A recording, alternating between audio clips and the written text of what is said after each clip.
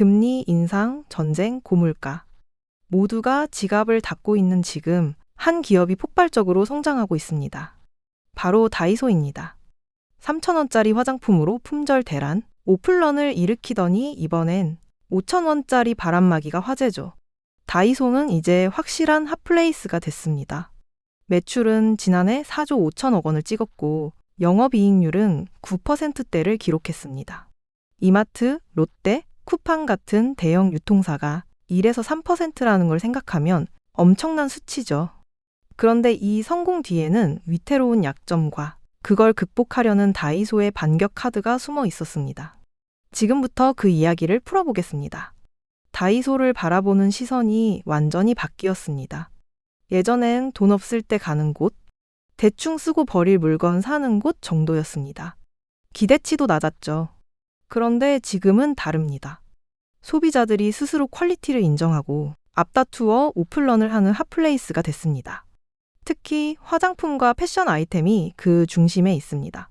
3,000원짜리 리들샷 세럼은 출시되자마자 품절 대란을 일으켰고 SNS에는 다이소 화장품 후기가 넘쳐났습니다. 온라인몰 사용자는 전년 대비 42% 폭증해 516만 명을 넘겼습니다. 오프라인 매장 수는 1,500개가 넘는데 이건 국내 뷰티 강자인 올리브영을 뛰어넘는 수치입니다.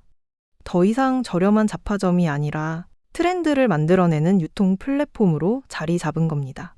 MZ세대는 다이소에서 가성비 아이템을 찾아내는 걸 하나의 취미처럼 즐기고 있고 주부들은 생활용품부터 뷰티까지 한 번에 해결하는 원스톱 쇼핑 공간으로 활용합니다. 이 변화는 단순히 소비자 취향이 바뀐 게 아니라 다이소가 전략적으로 상품 구성을 바꿨기 때문입니다.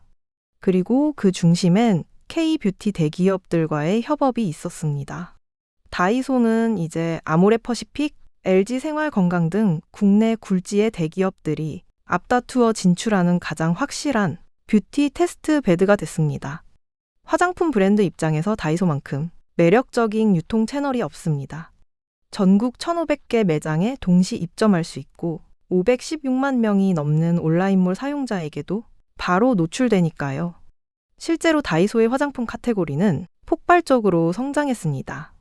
2022년엔 7개 브랜드에 120여 종 정도였는데 2024년엔 60여 개 브랜드 500여 종으로 늘어났습니다.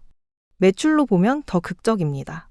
2022년 대비 2024년 화장품 매출이 약 144% 성장했죠. 그중 대표 주자가 리들샷입니다. 3,000원대 세럼인데 품절 대란이 일어날 정도로 인기를 끌었습니다. 이 제품은 한국 콜마, 코스맥스 같은 국내 대형 ODM이 실제로 제조하는 걸로 알려져 있습니다.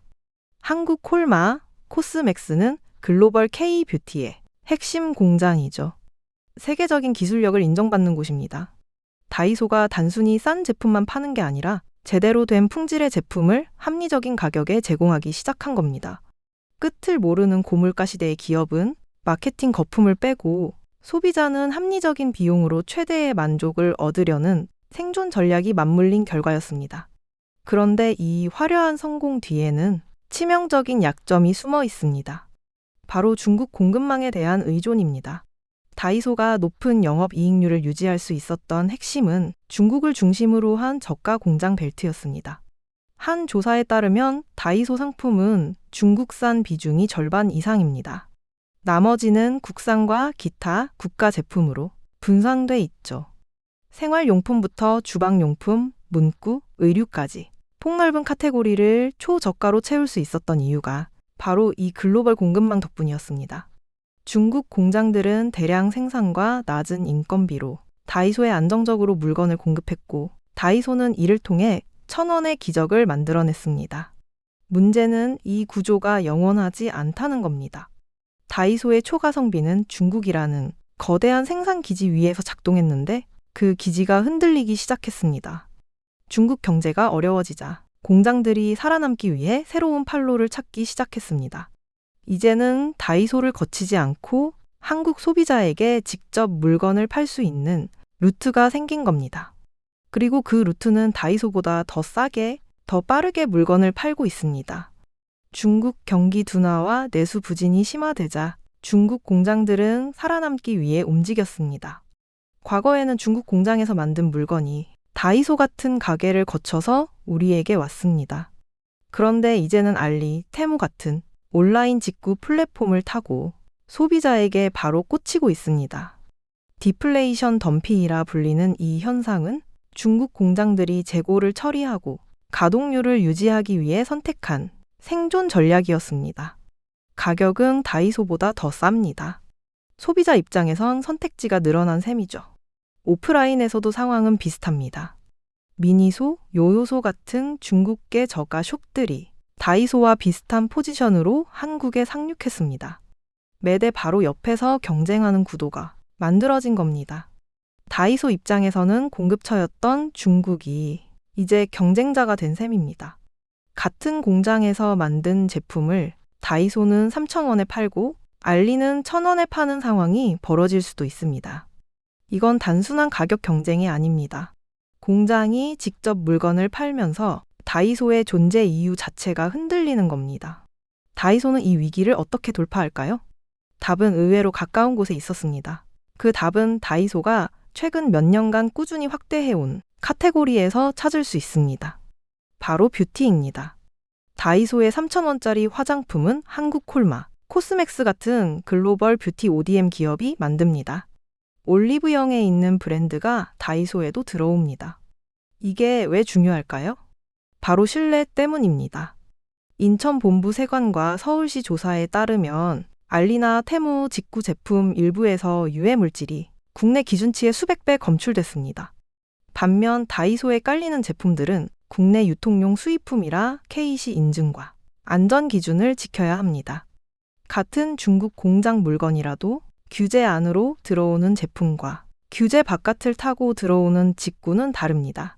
극단적인 초저가는 품질과 안전성에 대한 불신을 만들었고 다이소는 그 틈새를 파고들었습니다. 다이소는 저가 플라스틱 생활용품 중심에서 뷰티, 국내 제조업과 손잡은 실내형 저가 라인으로 무게 중심을 옮기고 있습니다. 가격은 비슷하지만 누가 만들었는지가 다른 게임입니다. 그리고 이 차이가 소비자의 선택을 바꾸고 있습니다. 그렇다면 다이소는 이제 안전할까요? 아직은 아닙니다. 다이소는 여전히 중국 저가 공급망에서 완전히 벗어날 수는 없습니다. 상품의 절반 이상이 여전히 중국산이고 이 구조를 하루아침에 바꾸기는 어렵습니다. 다이소조차 중국 공급망에 의존하고 있다는 건 한국의 저가 유통 최후 방어선마저 완전히 안전하지 않다는 뜻입니다. 여기서 더 큰 질문이 생깁니다. 고물가 시대에 소비자들은 선택의 여지 없이 저가로 쏠립니다. 그런데 중국의 초저가 폭탄이 계속되면서 국내 공급 기반이 무너진다면 어떻게 될까요? 좋은 기획과 제작 능력을 가진 국내 브랜드들이 설 자리가 있을까요? 새로운 창업자들이 시작할 수 있는 환경이 남아 있을까요? 국내 생산 기반이 무너지고 유통망까지 장악당한다면 그때는 가격을 부르는 쪽이 시장을 지배하게 됩니다. 지금은 싸서 좋지만 대안이 사라진 뒤에는 가격을 올려도 선택지가 없어집니다. 기업의 변화와 시도도 중요합니다. 다이소가 뷰티 카테고리를 확대하고 국내 ODM과 손잡은 것처럼요. 하지만 그 변화를 이끄는 건 결국 소비자의 행동입니다. 다이소 매대에서 니들샷 같은 국산 화장품을 선택하는 작은 행동이 쌓이면 그게 데이터로 보여집니다. 그 데이터가 다이소를 그리고 다른 기업들을 움직입니다. 고물가 시대의 가성비 경쟁은 더욱 치열해지면서 어떤 가치를 선택해야 하는지 길을 잃을 수도 있습니다. 그러나 지금의 선택이 미래의 모습을 다르게 바꿀 겁니다. 소비자의 선택도 기업의 변화도 중요한 시점입니다. 오늘 영상이 유익하셨다면 구독과 좋아요 부탁드리겠습니다. 영상 제작에 큰 힘이 됩니다. 감사합니다.